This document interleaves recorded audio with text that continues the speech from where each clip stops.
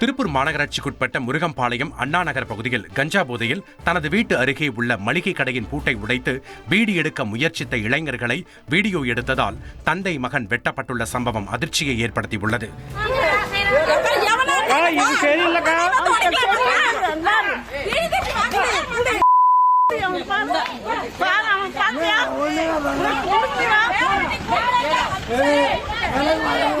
இதுகுறித்து காவல்துறையினர் விசாரணை நடத்தி வந்த நிலையில் வீடியோ எடுத்து தங்களை மாட்டிவிட்ட அரவிந்தன் மற்றும் அவரது தந்தை முருகேசனை வீடு புகுந்து கத்தியால் இளைஞர்கள் தாக்கியுள்ளனர். உடனடியாக அங்கு திரண்ட அக்கம் பக்கத்தினர் அவர்களை மீட்டு மருத்துவமனைக்கு அனுப்பி வைத்துள்ளனர்.